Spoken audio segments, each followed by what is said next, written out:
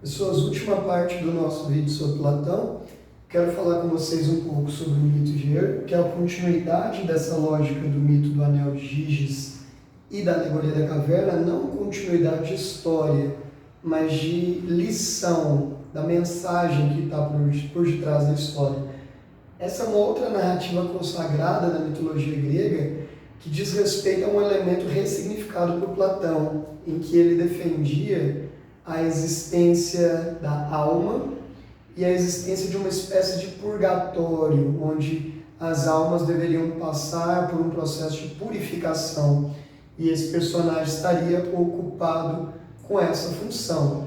É bastante curioso que, por mais que o Platão não fosse um devoto ali da mitologia grega, as suas ideias estavam recheadas de elementos místicos, de elementos metafísicos, e esse mito descreve bem isso, a crença de que todos nós temos uma essência naturalmente projetada ao bem, mas que pelo fato de durante a vida a gente ter se conectado muito com o mundo sensível, a gente acabou incorrendo em alguns desvios da nossa essência, da nossa alma, e esse processo ali de uma espécie de, entre aspas, purgatório, que está descrito ali no livro 10 da República, geraria uma espécie de limpeza da nossa alma, que viria a não nos permitir nos corromper. É muito engraçado porque essa narrativa, em vários aspectos, ela se assemelha a certas descrições do mundo cristão. Mas nesse período Jesus de Nazaré não tinha sequer nascido. Essa conexão Platão e cristianismo, ela ocorreu, a gente verifica isso, no nascedouro da instituição cristã. Grandes figuras importantes para o cristianismo leram Platão, né? Como Santo Agostinho, o próprio Paulo, o apóstolo Paulo morou na Grécia e muito provavelmente tinha noções filosóficas, então vários desses princípios vinculados à ideia de alma e à ideia de mundanidade, corpo e alma, carne, pecado, né? Salvação, transcendência, foi conectado ao longo da história com as ideias de Platão, de modo a se consolidar uma tradição chamada de neoplatônica, que os filósofos medievais se dedicaram tanto a estudar, né? Uma outra narrativa importante é do mito de Andrógeno.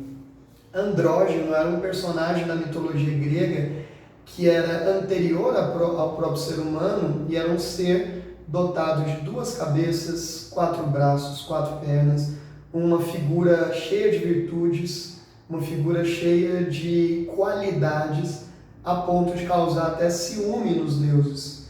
E a alegoria, a narrativa, conta que Zeus, no momento de irritação com os andrógenos, resolveu fatiá-los ao meio. E ao cortá-los ao meio, teria ali nascido nós, os seres humanos, de modo que nós somos seres incompletos, seres inacabados, e que estamos destinados a toda a vida buscar a nossa outra metade, a parte de nós que nos foi arrancada pelos deuses. E isso, segundo Platão e Sócrates, seria o amor, o conceito de amor. O amor está associado, inclusive, também com a narrativa do deus Eros, que remete ao que nós chamamos hoje de Cupido, aquele personagem representado por flechar os coraçõezinhos, né? Para o Platão, essa narrativa é apresentada num livro chamado O Banquete, onde Sócrates, Platão, alguns discípulos e artistas se reúnem num banquete a fim de discutir o conceito de amor, e o mito de Andrógeno é ali apresentado. O amor para Platão, então, seria a falta, aquilo que o outro é capaz de nos entregar e aquilo que não diz respeito à nossa constituição. Entende? Algo que é nosso, mas que foi de alguma forma arrancada pelos deuses, e aquela pessoa é capaz de nos trazer aquilo que originalmente é nosso, né? Tal como um Lego, né? Então, para o Platão, esse amor romântico só há um, ou você descobre na vida ou você nunca irá descobrir, né? E há então uma clara diferenciação entre desejo e amor, né? O desejo está associado ao mundo sensível, o amor está associado ao mundo inteligível. Daí vem aquele conceito platônico de amor platônico, ou expressões como alma gêmea, ou cara metade. Essas expressões remetem ao mito de Andrógeno, ok? Por último, o Platão tinha uma visão muito dura a respeito dos artistas. O Platão dizia que o papel da arte era produzir a mímese da mímese. O que ele quer dizer com isso? Mímese, em grego, significa algo como cópia, reprodução, representação ou imitação. Na cabeça do Platão, o artista é um imitador da realidade, da natureza. E ele, na verdade, faz uma imitação da imitação. Porque, segundo Platão, os nossos sentidos já são uma representação da realidade. Há uma diferença entre o que é esse quadro negro e o modo como os olhos do Leandro percebem esse quadro negro. Existe uma coisa que é a coisa em si, o que esse objeto é. Existe uma outra coisa que é o que a visão do Leandro permite perceber. O Leandro, por exemplo, não está vendo os micro-organismos andando nesse quadro, mas eles existem. Então há uma diferença entre a essência da coisa e o modo como os meus sentidos percebem essa coisa.